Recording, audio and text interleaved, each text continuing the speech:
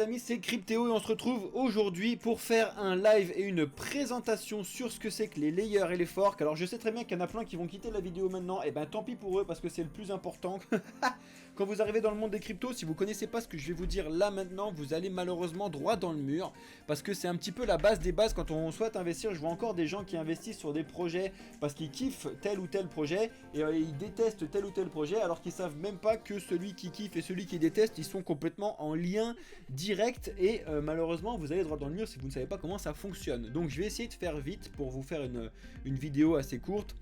N'oubliez pas, si vous êtes sur YouTube et que vous regardez cette vidéo, lâchez un like, lâchez un commentaire, juste un smiley ou un petit truc ça, pour le référencement, ce serait topissime. Et abonnez-vous si ce n'est pas déjà fait. Alors, on va voir les layers et les forks et le clonage. Parce que, en fait, fork et clonage, c'est souvent un petit peu confondu et on utilise les deux mots là-dessus. Vous allez voir, je vais essayer de vous faire simple. Si jamais vous comprenez rien, dites-moi dans les commentaires et posez des questions. Deadpool va me reposer les questions directement sur le côté et je vais essayer d'y répondre en même temps parce que c'est vraiment un concept pas simple, mais vraiment, je vous le répète, pas simple, mais indispensable à comprendre si vous voulez pas aller droit dans le mur, les amis. Alors, au sommaire, je vais vous expliquer ce que c'est que les layers, donc les layers 0, 1, 2, 3, 4, 5. Après, on va voir du coup les forks et le clonage, on va voir les soft forks, les hard forks, le clonage et on va faire une rapide conclusion. On va essayer de faire ça rapide, j'aimerais bien boucler ça en moins de 15 minutes pour que je puisse répondre à vos questions parce que après, il y a Alex qui vous fait le live sur le FOMC et j'ai pas envie que vous loupiez ça. Du tout. Bref, bonsoir à tous ceux qui arrivent, n'hésitez pas à nous rejoindre sur Twitch, ce sera beaucoup plus simple si vous voulez voir la présentation en entier et ma tronche en même temps. Ceux qui sont sur Twitch, bienvenue, vous êtes au bon endroit les amis. Alors, les layers, je vous ai mis une superbe image de pancake parce que les layers en français c'est les couches, donc là vous voyez qu'il y a des pancakes qui me donnent vachement faim d'ailleurs, bref. Les blockchains, elles sont organisées sous forme de couches actuellement, ok, pour essayer de répondre au trilemme de la blockchain. Là, je commence à perdre tout le monde, mais c'est vraiment très important, je vous le fais au plus simple. Même un débutant va comprendre ce que je vous dis, et même le débutant doit comprendre ce que je lui dis là, parce que c'est très important s'il veut investir dans le monde des cryptos. Pour rappel, le trilemme de la blockchain, c'est en gros, quand on crée un projet sur la blockchain, on va essayer de résoudre ces trois problèmes-là. Et celui qui résout ces trois problèmes là il a tout gagné, ok.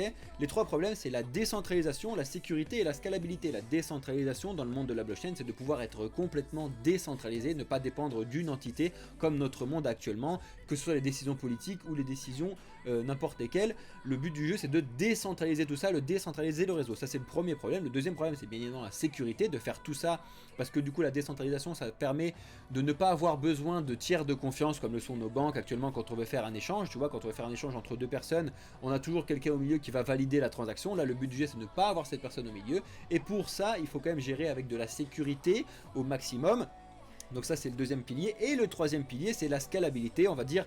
C'est en même temps la rapidité et en même temps le nombre de gens qui peuvent utiliser le réseau en même temps. Vous doutez bien que là actuellement nos serveurs, que ce soit le serveur Facebook, le serveur un serveur internet, etc. S'il y a trop de monde qui se connecte dessus, ça bug, ça crache et on relance parce que la scalabilité est pas assez forte dessus. Donc ça c'est aussi un problème. Et actuellement une blockchain, donc un réseau qui résout ces trois problèmes là, donc décentralisé, sécurisé et scalable, ça n'existe pas.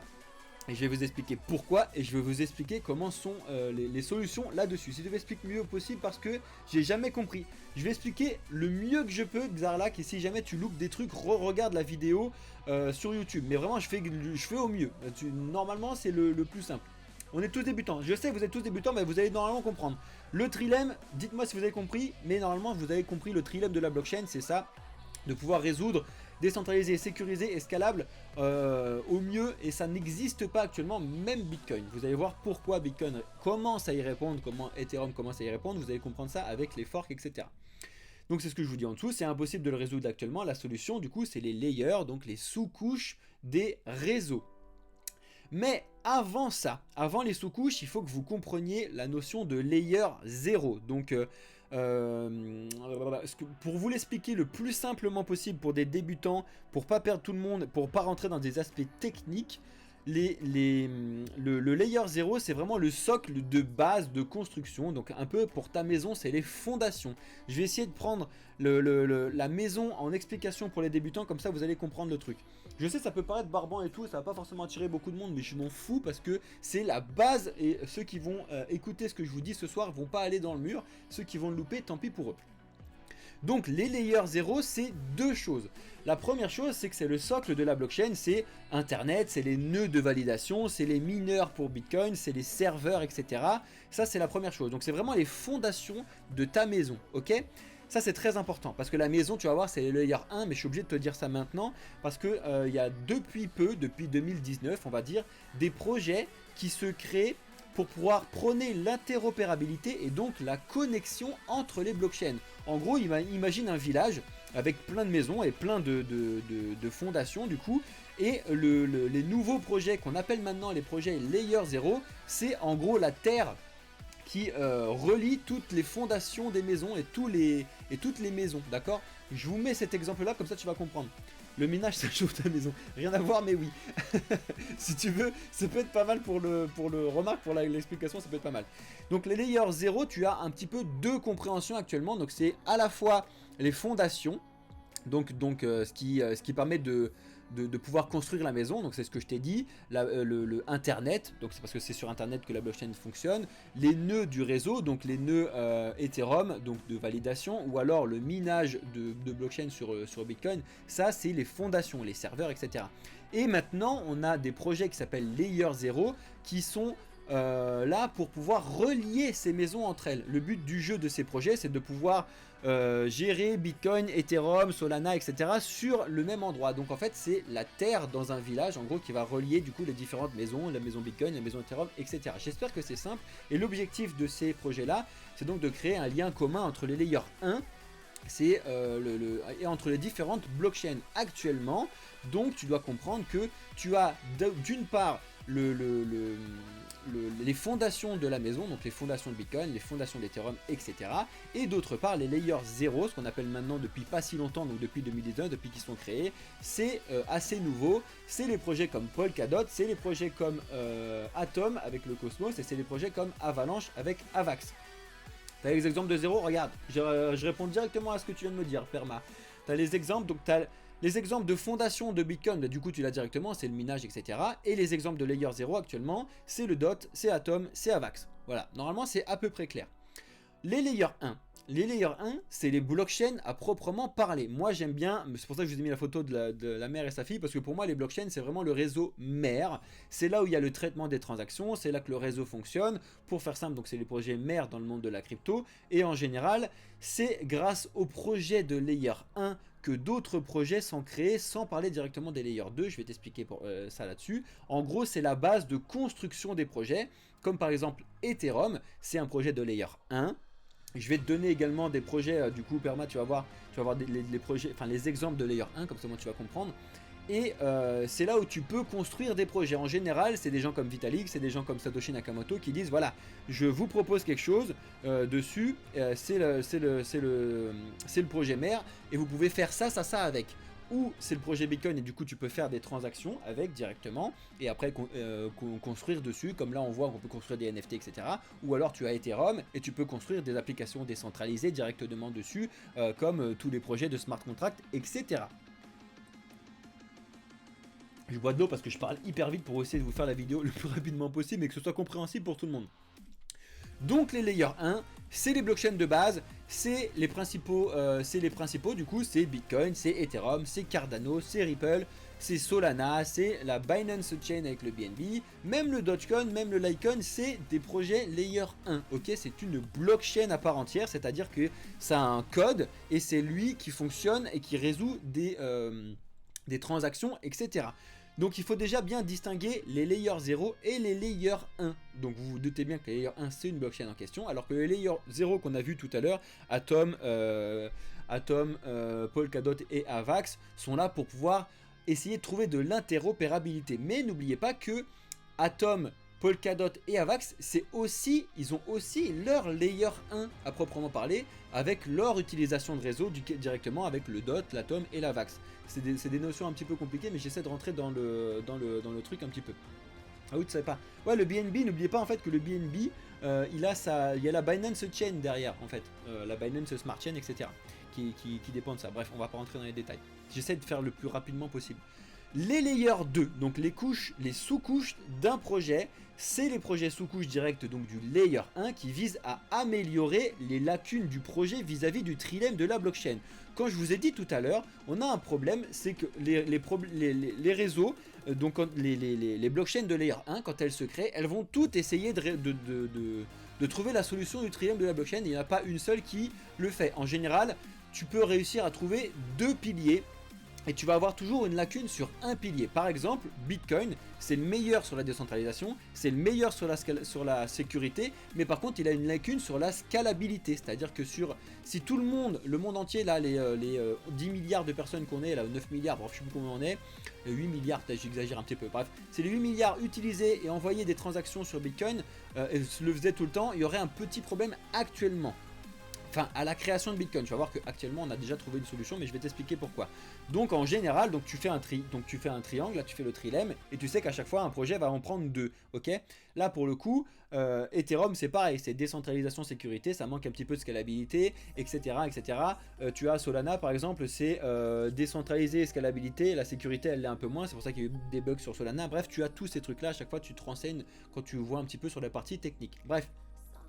Et donc on a inventé les layers 2, donc c'est une sous-couche du projet, et en général c'est pour combler la scalabilité. C'est ce que je viens de te dire sur Bitcoin, parce que c'est la lacune de Bitcoin, c'est la scalabilité, la lacune de Ethereum, la lacune c'est la scalabilité, etc. Et c'est sur cette couche du coup qu'on va essayer d'améliorer le réseau et l'utilisation du réseau. Pareil, je vous donne des exemples pour que vous puissiez comprendre ce que je vous dis. Les principaux layers 2 que tu comprends, c'est sous Bitcoin, c'est le réseau Lightning Network. Du coup, maintenant, c'est ce que je vous dis, grâce à Lightning Network qui a été mis en place en sous-couche de Bitcoin, on améliore la scalabilité de Bitcoin. Donc, on résout petit à petit le trilemme de la blockchain en créant des sous-couches. Le problème quand même de créer des sous-couches, c'est que tu laisses un petit peu de sécurité dessous. Parce que quand tu crées une sous-couche, tu crées un lien de code là-dessus. Et c'est là où les hackers peuvent essayer de mettre en place des choses. Donc, vous inquiétez pas, ça ne crée pas de problème directement sur le réseau Bitcoin, ça peut créer des problèmes sur le réseau Lightning. Encore une fois, c'est en train d'être mis en place, de développer, pour l'instant il n'y a pas de problème, etc. Mais c'est quand même à savoir, ok?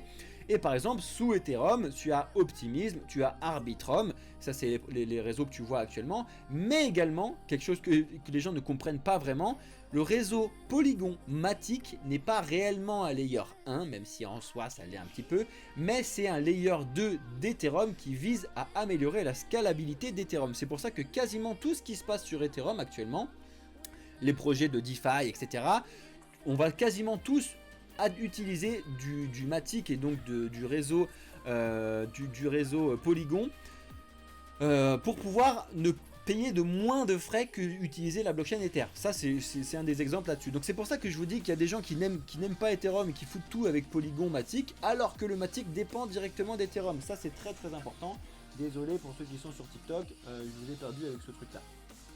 Bref, donc je vous ai donné les exemples là-dessus, sous Bitcoin, sous Ethereum, et quasiment tous les projets Layer 1 ont des développements en Layer 2 en dessous pour améliorer une des lacunes qu'il y a sur le trilemme de la blockchain. Vous avez plein d'exemples là-dessus. Là, on a Optimism, Arbitrum, Lightning, mais bon, on va pas rentrer dans les détails, c'est vraiment pour vous faire le plus simple. S'il y a des développeurs dans la vidéo, je sais que c'est pas exactement pile poil comme ça, c'est vraiment pour faire simple pour les débutants, pour que les débutants puissent comprendre. Ensuite, on a les layers 3, 4, 5. En général, c'est les couches d'utilisation et les couches d'application du réseau. C'est là qu'on retrouve les sous-projets d'Ethereum, les tokens ERC20 que tu peux voir là-dessus. En gros, c'est les applications, donc les dApps, les applications décentralisées. C'est là où il y a les smart contracts, c'est là où il y a les jeux, etc. etc. C'est des layers 3, 4, 5. C'est en gros les applications de la blockchain qui sont construites sur un projet. Donc c'est pour ça que Quand tu regardes un projet NFT, etc., tu dois savoir sur quelle blockchain il est construit, parce que du coup, c'est un layer 3, 4, 5 du projet. Et en général, c'est pareil, il y a des gens qui adorent tel projet, mais qui ne savent pas qu'il est construit sur Ethereum. Donc en fait, s'il y a un problème sur Ethereum, il y aura directement un problème sur ton projet. Et c'est pareil, tu vois qu'il y a des projets, des fois, qui changent de protocole. Je pense par exemple à une énorme collection qui est sur de NFT qui est sur Solana, qui est en train de changer pour passer sur Polygon Matic, etc.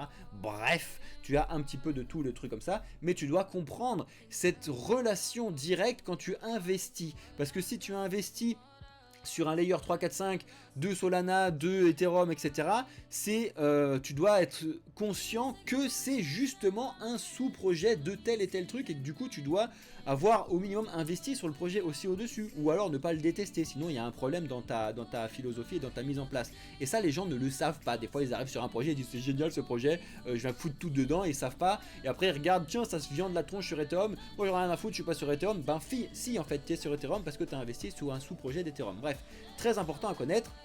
Là je vous ai pas donné d'exemple layer 3, 4, 5 parce que c'est les applications directement. Ensuite, à côté de ça, vraiment, il faut mettre à côté, on a les forks et le clonage. Ça n'a rien à voir avec les layers, encore que, mais tu vas voir, je vais t'expliquer, et c'est à bien distinguer. Les forks, c'est des changements directs sur une blockchain mère, donc layer 1, voire même sur les autres trucs.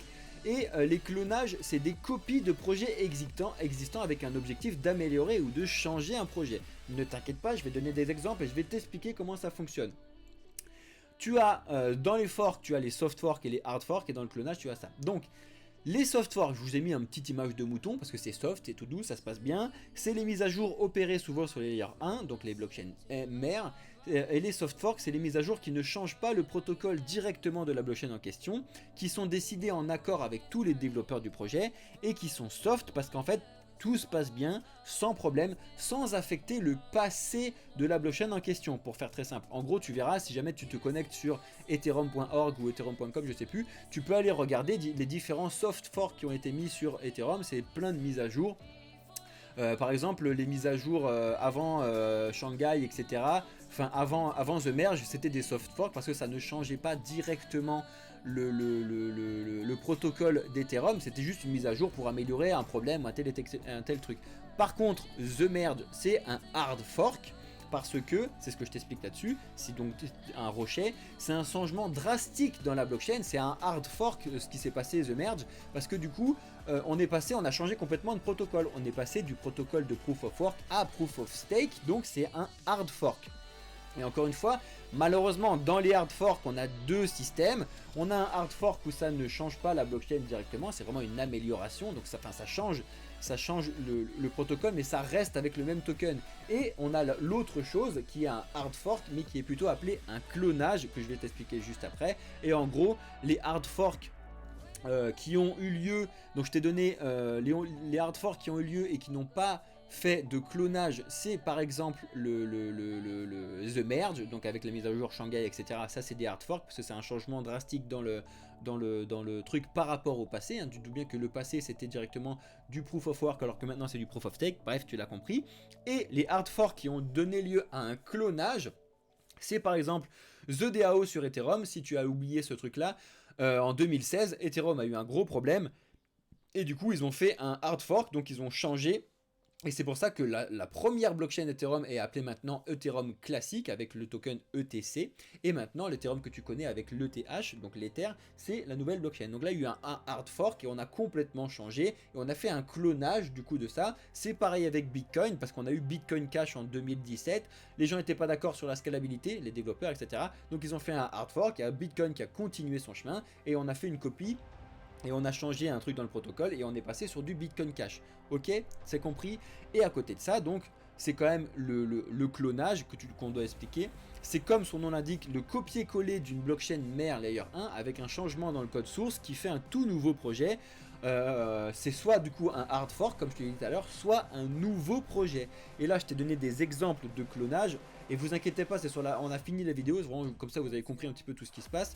Les exemples de clonage connus, par exemple le Litecoin, donc qui a été créé en 2011 par Charlie Lee, il me semble. C'est un fork, donc un hard fork, donc un clonage de Bitcoin. En gros, il a pris le code de Bitcoin, il a dit tiens, je peux améliorer ce qu'a fait Satoshi Nakamoto parce que je suis meilleur.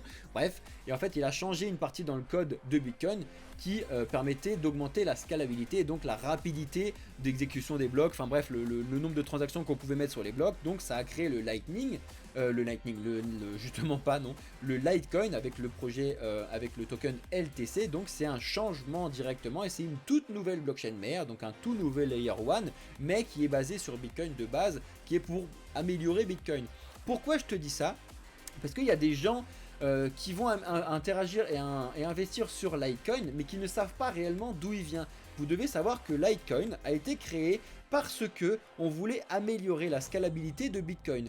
Maintenant, du coup, ceux qui ont investi sur Litecoin doivent se poser la question, est-ce que Litecoin a encore de la vie devant lui parce que la scalabilité de Bitcoin a directement été améliorée grâce à Lightning. Donc est-ce qu'on a besoin encore de Litecoin? Oui, non, peut-être, mais tu dois le savoir ça, ok? Tu dois comprendre pourquoi Litecoin baisse par rapport à ce que Bitcoin a trouvé la solution là-dessus.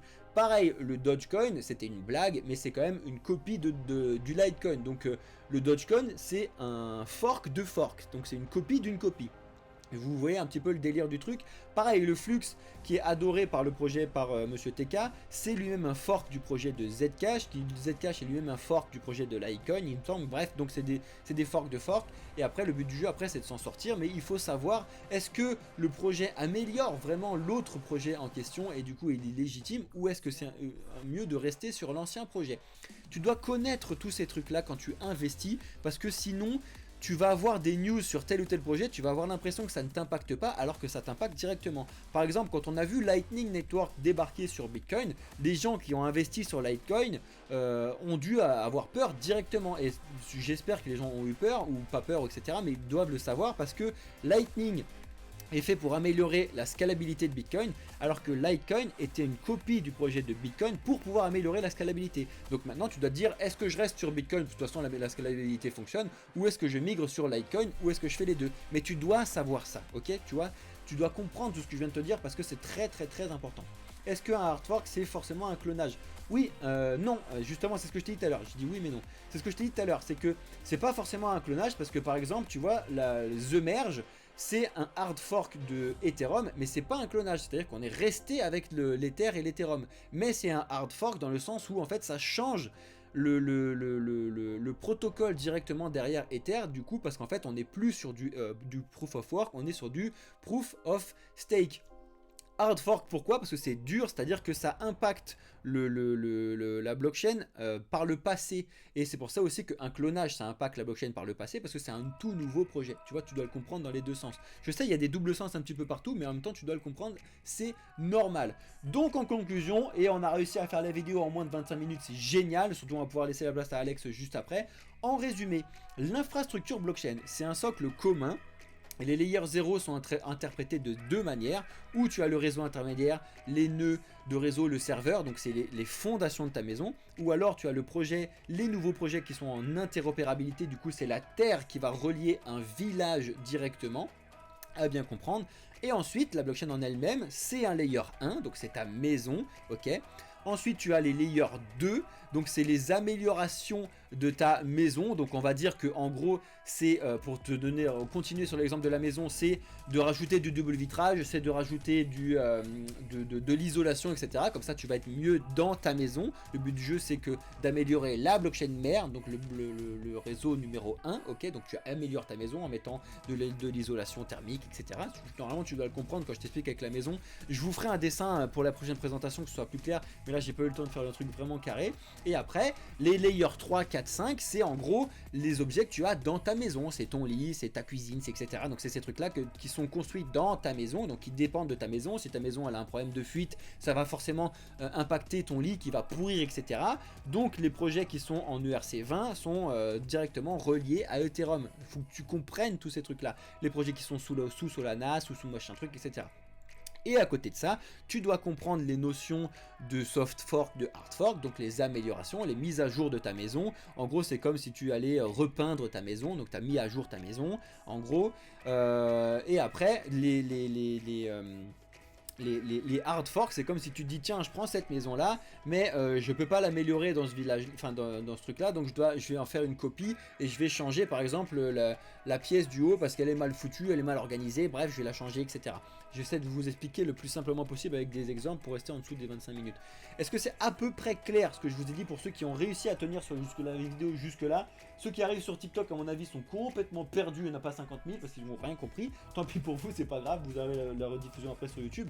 Mais j'essaie de vous faire le plus simple possible. Et après donc en dernier lieu on a les clonages qui sont aussi une terme de hard fork. En fait c'est des développeurs qui se sont dit tiens, parce que toutes les blockchains elles sont publiques, hein, le code de Bitcoin tu peux le reprendre, tu peux recréer ton propre Bitcoin si tu veux le faire, etc. Mais après tu te dis bien personne va le suivre parce qu'il y a justement directement Bitcoin.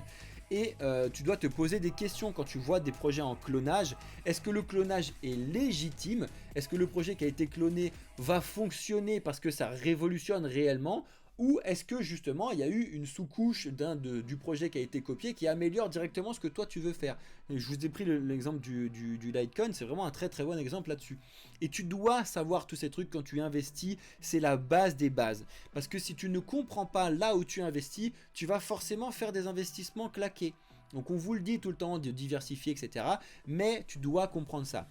La diversification, ok, c'est vraiment pour du niveau débutant. Là, je suis d'accord que les débutants, je rentre un petit peu dans un truc un peu complexe qui va vous amener vers devenir intermédiaire. Je suis d'accord, mais vous devez comprendre ça. L'écosystème semble complexe, mais il est indispensable à comprendre. C'est la mission, le message de fin que je voulais que vous entendiez, les amis. Vous entendiez. Bref. Donc voilà, merci si vous êtes arrivé jusque là dans la vidéo, j'espère que vous avez tout compris, n'hésitez pas à la re-regarder, de toute façon on reviendra dessus déjà en vidéo, on reviendra dessus en live et on reviendra dessus sur le Discord, n'hésitez pas à poser des questions, parce que c'est vraiment très important, les layers, les sous-couches, les forks, le clonage, etc. Sinon vous allez droit dans le mur. Merci à toutes et à tous d'avoir suivi cette vidéo les amis, c'était Cryptéo pour le projet Blockchain Capital qui vous fait de l'éducation gratuite, prenez-le quand c'est gratuit et on rentrera dans les détails. Pour ceux qui ont envie d'aller un petit peu plus loin, vous avez l'abonnement de VIP qu'on a mis en place sur Discord, que vous retrouvez directement sur Discord ou sur notre site internet, vous pouvez aller voir ça. Et là je vous prends et je vous explique un par un plus en détail comment ça fonctionne, les impacts directs, etc. pour bien évidemment avoir de la plus-value par rapport à l'investissement que vous avez mis sur le VIP. Merci à toutes et à tous, c'était Cryptéo pour le projet Blockchain Capital. Excellente journée, soirée, nuit à vous. Ciao les amis!